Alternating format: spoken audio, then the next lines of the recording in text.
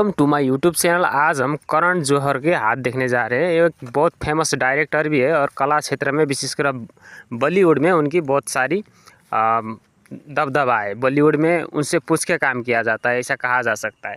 तो अब उनके हाथ में ऐसे क्या निशान है जिन्होंने इनको इतना बड़ा कलाकार बनाया, या एक हस्तरेखा शास्त्री उनके पैदा होते उनका हाथ देखे कैसे बता सकता है कि भाई तुम बाद में जाके बड़े कलाकार बनोगे, तुम्हारी बुद्धि तेज़ है करके। ठीक है, तो आइए एक एक करके विश्लेषण करते हैं। आप देख सकते हैं इनकी बड़ी उंगली, ठीक है, बड़ी उंगली की लंबाई आप देखिए कितना लंबा है। जब बड़ी उंगली की लंबाई बाकी उंगली से लंबा हो तो ये कोई आम बात होती नहीं है। बड़ी लंबी अंगूठा की लंबाई जब दूसरी उंगली की लंबाई से ज़्यादा हो तो ये अपने आप में सर्वश्रेष्ठ माना जाता है। और हस्तरेखा विज्ञान मानता है कि अगर किसी की जो अंगूठा है बहुत लंबी है और बहुत दिखने में बलशाली है तो फिर वो एक राजयोग लेके इस धरती पे आया है।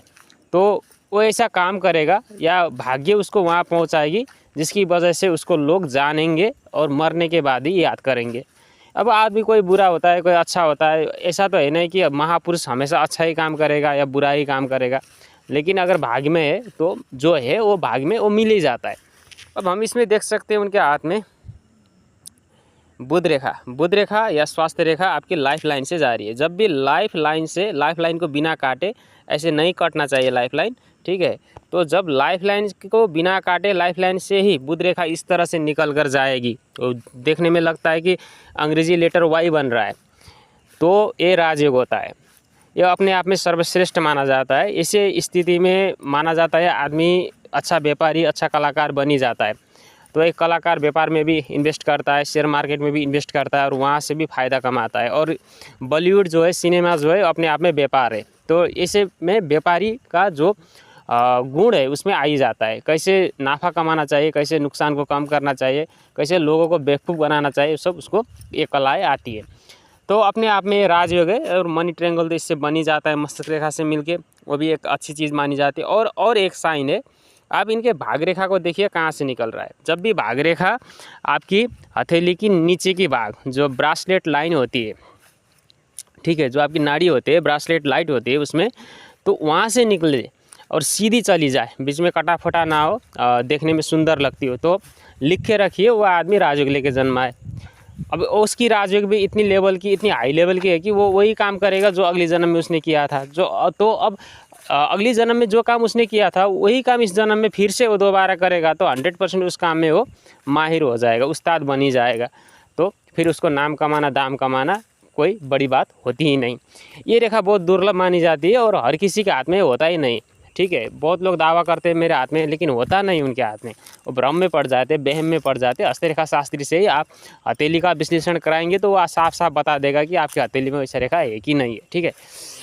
और हम देख सकते हैं इनकी जो है हृदय रेखा की लंबाई कितनी अच्छी है, और जो ये तर्जुनी उंगली है इसके नीचे तक पहुंचा है, जो लंबी आयु देती है और जो अच्छी जीवन की सूचक भी है। ये रेखा जितनी अच्छी होती है आदमी का जीवन उतना ही अच्छा बीतता है। और इनके हथेली में हम एक विशेषता देख सकते हैं, इनकी उंगली बहुत छोटी है। बाकी थंब से अंगूठा लंबा है, बाकी सब अंगूठा को छोड़कर बाकी सब उंगली बहुत छोटी साइज़ की है। और हथेली आप देख सकते हैं कितना बड़ा है, ठीक है।